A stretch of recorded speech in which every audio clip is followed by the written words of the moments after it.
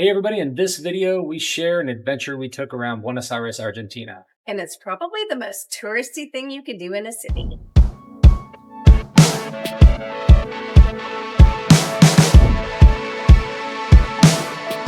Hey everybody, I'm Sean. And I'm Deb. And welcome back to the channel. So today we're going to talk a little bit about one of the kind of touristy things we did when we were here in Buenos Aires, Argentina. It's probably one of the most touristy things you can do in any city. So I already feel some eyes rolling out there, but that's okay. It's okay. It was fun. It was fun.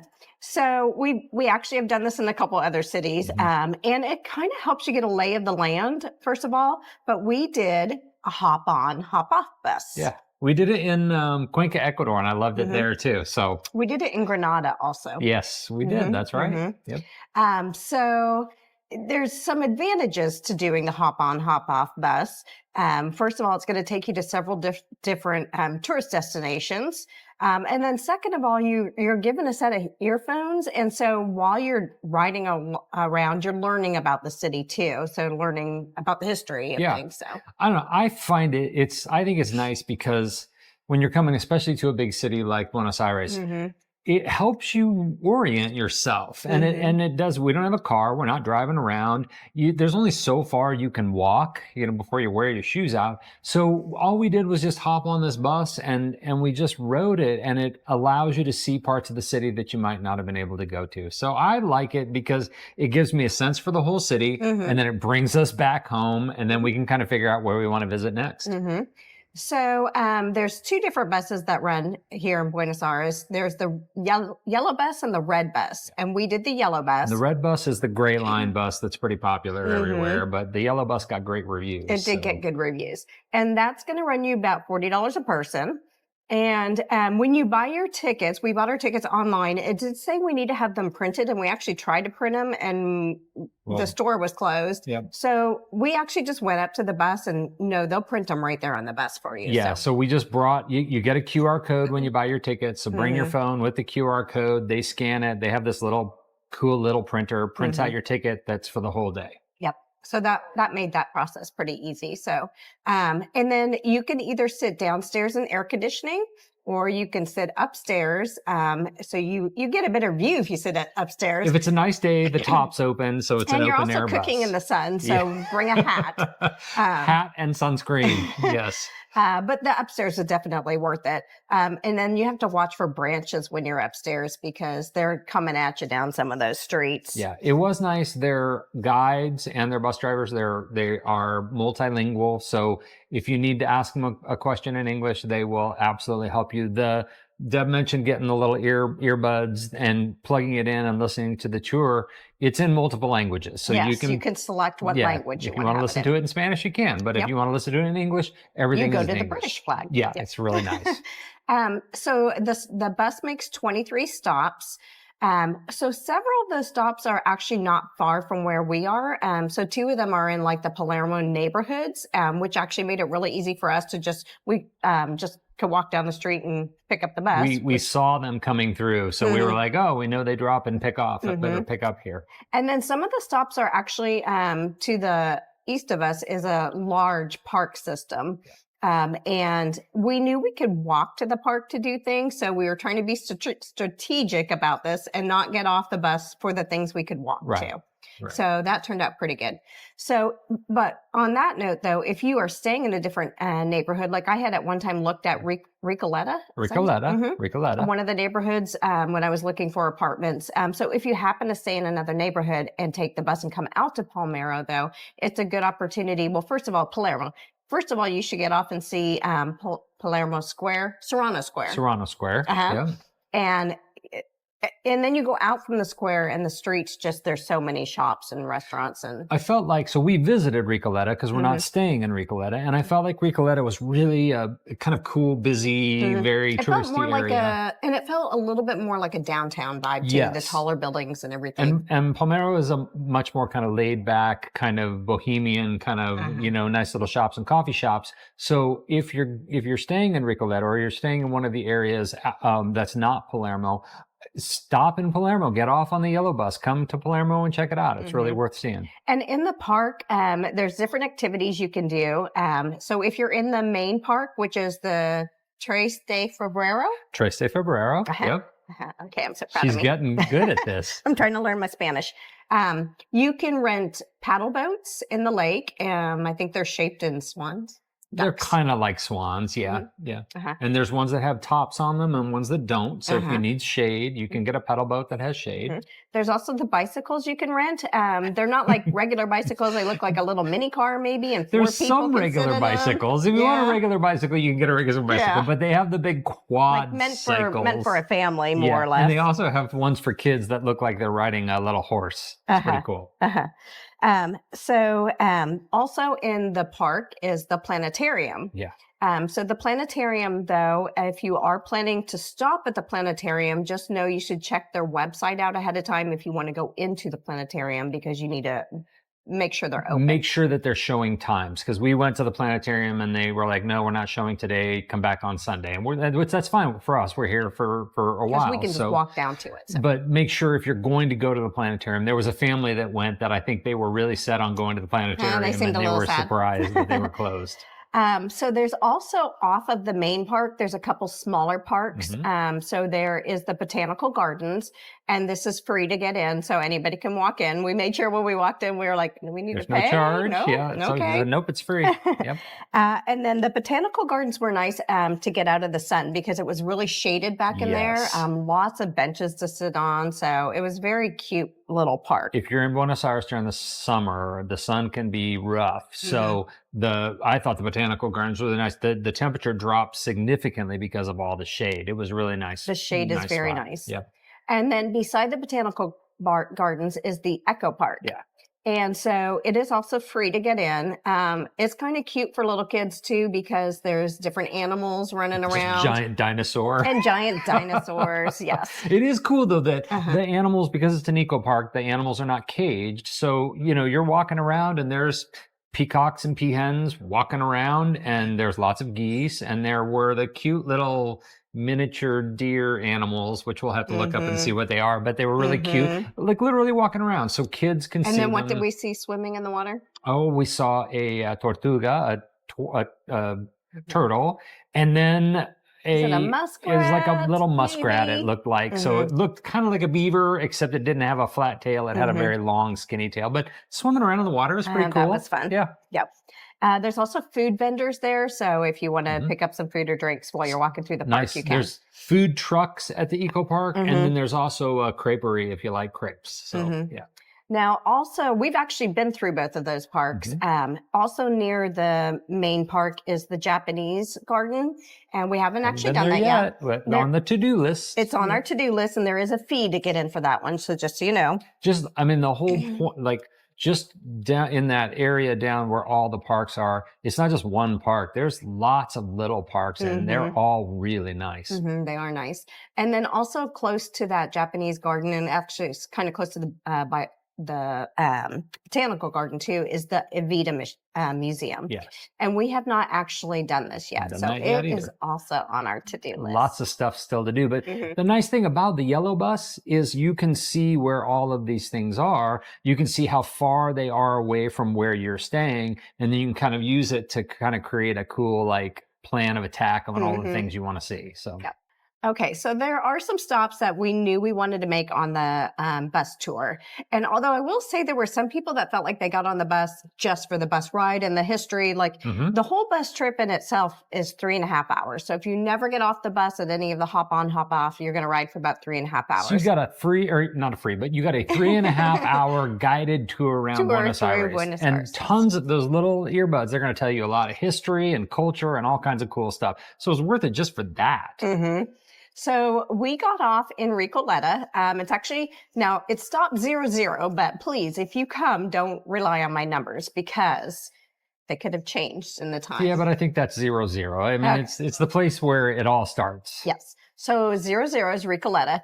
On the weekends, and we happen to be there on a Saturday, on the weekends, the park right there in Recoleta does just a huge like tent fair. Yeah, it's like crafts and all kinds of like little, like there's we got orange juice, fresh squeezed orange juice, and all kinds of things. And we feel like we maybe paid a little bit too much for it. We probably did, because it's in a touristy area, but it was really good. It was very good. Now we can't really, the booths don't do us any good because we're not buying things. We don't have a place to put stuff. We don't have a place to put anything. Yeah. So, but we can buy food. So that's always good. And the orange juice was super good.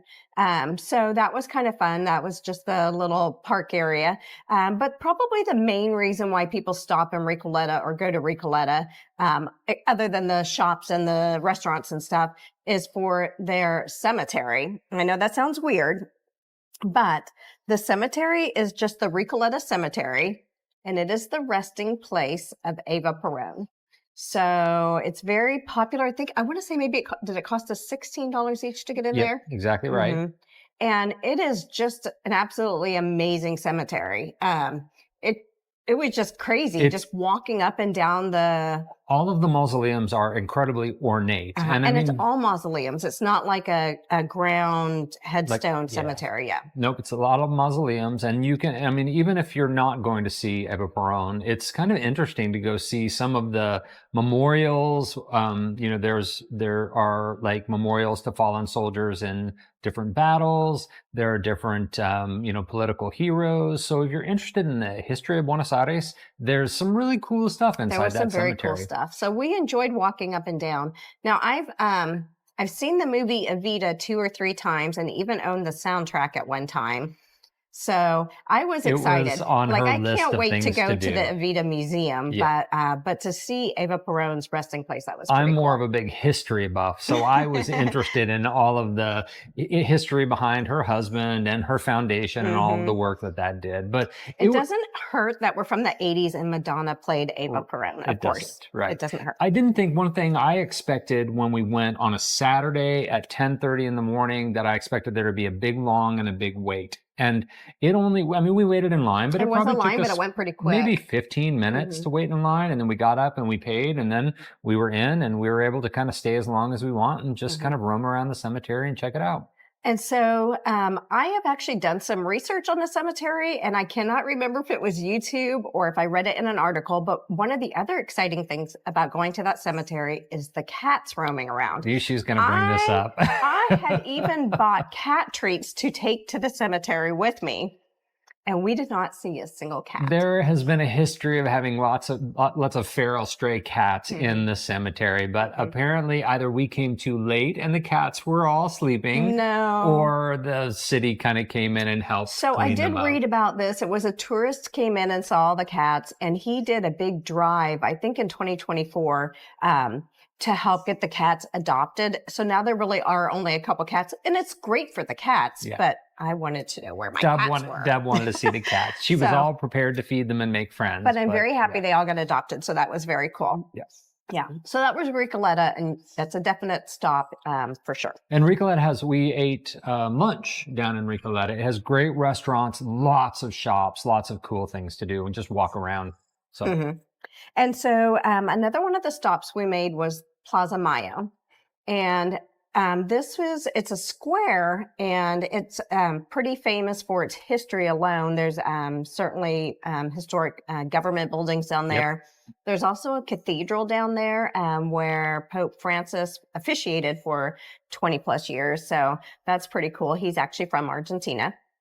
And then, so the Plaza Mayo is pretty nice. You can walk around and look at that. It's actually the district where we went to a tango show. We did. Yeah, we came back later. Not wasn't as part on the of tour. The yellow bus, right? Yep. But that was when we were there. We actually walked by, and I said, "Oh, I think that's where we're going." We're going to the tango show later this week. Yeah.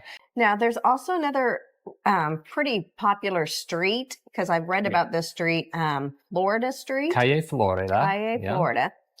So Calle Florida is like an outdoor shopping mall. Well, I mean, the shops are inside, but you're outdoors. And it's a street, but it's a pedestrian street. Only, right. Although the cars do cross going the other way. You got to be careful when awkward. you're crossing the streets. It goes on for a long way, several blocks. And we did Yeah. not care for this Yeah, street I a mean, whole lot. look, it's a touristy shopping, very like, touristy. so it's tons and tons and tons of tourists off the Plaza Mayo. It's a place to go. And so since there's so many shops and knickknacks and places to get souvenirs and things like that, But there was also a lot of people trying to get you to sign up for stuff. right. And I don't know. It's a tourist trap. It was be aware. okay. Now, if you want to go shop for knickknacks and go shop for souvenirs, it's probably a great place. Again, it's not our thing. So we instead chose to kind of branch off, go down a street, find a good place to eat lunch and sit and people watch. So We eat a lot. yeah. And we had orange juice with that meal. We too. had great orange juice. Hey, we're in Argentina and they have great orange juice Yes, they apparently. do. So give it a try. Yeah. Okay, so quick confession, first of all, we're not huge soccer fans. It's not that we don't like soccer, it's just that we don't follow it. Neither of us has a We team come that from we the follow. land of other football, not football. Exactly right, of American football. So, but one of the stops is El Bombonero, which is the huge soccer stadium here in Buenos Aires. It's pretty cool. It is very cool. We didn't stop at the stop. We just took video and pictures when we were going by. Yep. But the stadium is blue and yellow.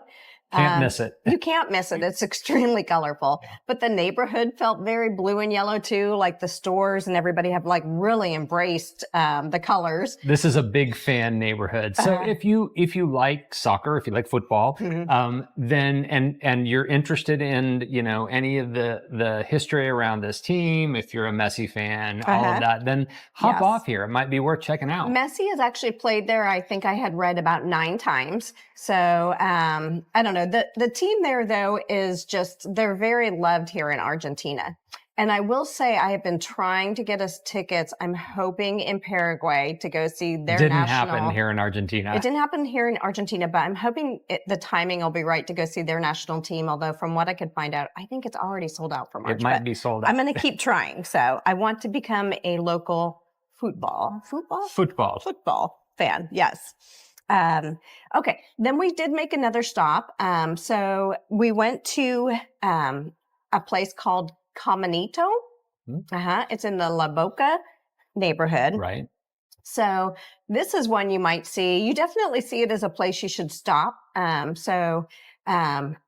It's very colorful, to say the least. It's right down on the water. It's so, right down so on the you'll water. know it when you start seeing the water, when you're down by the ocean, and you'll see the ocean on one side and amazing colors and art on the other side. So you can't miss this one. So this neighborhood was very run down until about the 1960s. And then a local artist decided to start painting the buildings. And so he painted them all in like a pastel type Crazy colors. And it's really bright. It's colors. very bright and colorful. Yeah. So that was kind of fun, just walking through all there's markets there and everything. We actually went, there's places where you can go sit up on a balcony. We found a cool bar. Yeah, we did. And sit and have your drinks overlooking people that are tourists. Like we love to people watch. People it's watching's just fun. And if you can sit and people watch and drink beer at the same time, there's nothing wrong with that. That's right. We had our beers and watched people. So that was our takeaway from the Caminito. Yeah. So there's other stops you can make. We did not, one of the things we had planned on doing and we hadn't done was the, what was the reserve? Oh, it's not the eco park. It's an the ecological reserve. Yes. So we didn't make it to that, but maybe on our own one time we'll make it. We'll go walk down there. I felt like it was definitely a bargain though the $40 is taking you around. You can get on and off however much you want, or you could just stay on the bus if you just want to ride the whole way. Right. Like, if you don't mind looking like a tourist and being willing to open to find new places, listen to new history and culture, you want to get some sort of guided tour around the city. The yellow bus was great. I thought it was a well worth the expense, and it helped us kind of orient us to how the city is laid out. Got us out of our neighborhood and out to see other neighborhoods. Yeah.